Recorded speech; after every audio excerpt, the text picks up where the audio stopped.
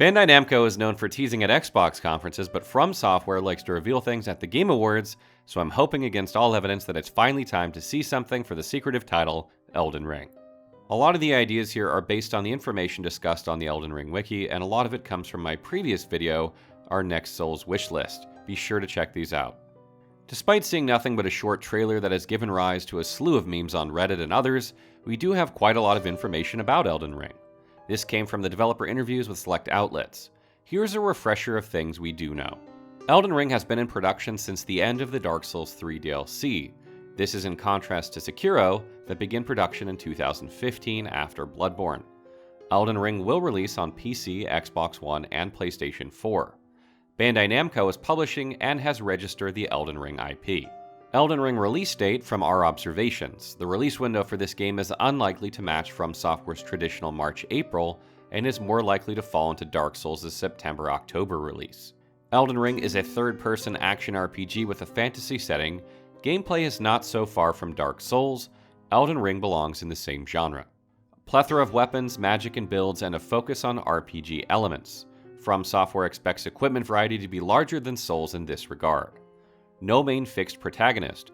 Players create the characteristics and personality of their character. This leads us to believe character creation is a given. The world of Elden Ring is vast and interconnected. No longer a continuity of levels, players see vast landscapes in between the dungeon-esque areas. The large world scale allows for freedom, promotes exploration, and introduces new and exciting mechanics, such as horseback riding and mounted combat. Elden Ring is a natural evolution of Dark Souls. New mechanics are needed for this large world, and expect From Software's trademark challenging boss battles.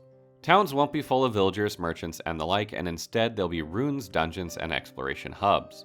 As is the case with Souls games, there is no vast population of NPCs. The NPCs the player finds are expected to be the most compelling yet in the studio's work, thanks to Martin's involvement in the mythos. George R.R. Martin has written the world's mythos, and Hidetaka Miyazaki has written the game's story.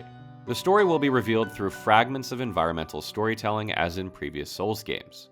Mythos and the present moment of the player are connected, and exploration will lead players to understand why things are the way they are. There is no information at the time of this video about multiplayer, online, or invasions. I am fully expecting that Elden Ring will have multiplayer and be very similar to Dark Souls Online. This means I expect to see cooperative play of up to 4 players, with 2 invading phantoms and a plethora of PvP options, depending on the allegiance of your character. I also expect to see familiar asynchronous features such as communication messages, and perhaps even bloodstains or similar. What I'd like to see: world tendency. Demon's Souls had a mechanic that balanced world events based on performance of all online players. This required a server, but it can be hopefully worked in. I would love to see flags that unlock world events and perhaps even world bosses. Multiplayer anywhere. Dark Souls 2 and Bloodborne begun a trend of letting you know where action is so that you can target a specific hotspot. I think it's time for Souls-likes to embrace the jump in any world and let people be summoned to anywhere that they are matched to if they select to open their options. This would allow for some jolly cooperation on bosses and level rushes, and ensure non-stop action on all levels and locations.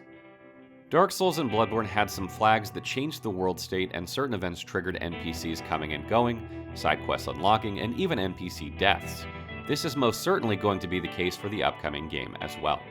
What I'd like to see: I'd love to see some day and night cycles added, as well as perhaps some weather effects. But what I'd really like to see is the world evolved as you interact with it, up to and including the aforementioned world tendency affecting everyone's worlds. It would be very interesting if we could see an evolution of the world that we are all in that reflects your actions and the landscape. This would be manifested in things such as unique spawns, evolving enemy placements, and new items and materials. From Software has bragged that Elden Ring is their most ambitious project to date and will include the RPG elements that we were all left wanting with Sekiro.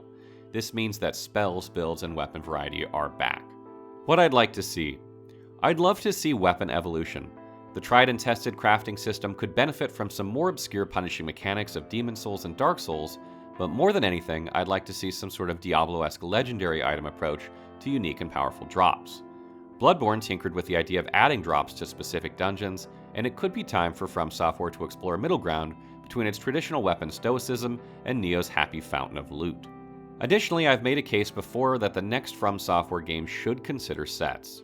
This is based on my experience of the wonderful effect of Elder Scrolls Online's 500+ sets on the game's builds and versatility. I would really love to see the concept of special effects that is already present in things like Dust Crown to be expanded to reward equipping a whole set. It would be great to see accessories and rings become sets and match the bonuses to covenants or factions. We know that we'll be getting mounts, please have cosmetics of this, and that there will be mounted combat, so it's only natural to assume some sort of multiplayer mounted combat will happen. The question then is, to what level will this be deployed, and how much will it change the core of Souls games as we know them? What I'd like to see: massive multiplayer mounted battles. Wait, hear me out. Mounted combat has typically been a huge letdown. My first experience with it absolutely sucking came in the form of Lord of the Rings Online's Rohan expansion, when we discovered that captains could just yell at mobs from a horse and kill a whole group of them in one hit. Fast forward to more modern times, Assassin's Creed Odyssey did a decent job of creating a natural horse flow, but mounted combat was just boring and pointless. So how do we make Dark Souls combat from a horse? We let it go and embrace Dynasty Warriors. It'd be amazing to see a group of 4 of us charge into a swarm of hollows and curb stomp them with our trusty steeds. Bloodborne introduced the concept of boss rush and dungeon crawling with Chalice dungeons, and Elden Ring has a chance to up its game by bringing its bosses to new and improved versions. Create nightmare editions of enemies you find that must be defeated in a rush.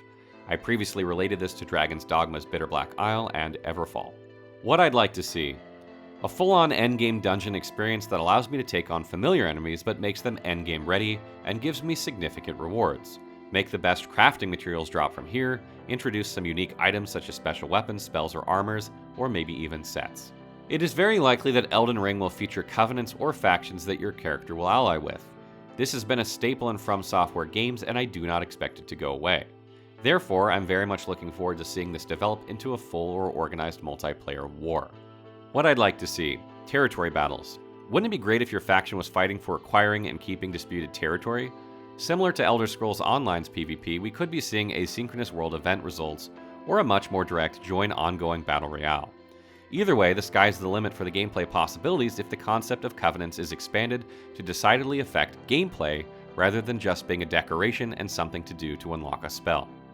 In closing, it's very likely that we will see a trailer at the Game Awards, and somewhat likely that it might include some gameplay, perhaps even a release date.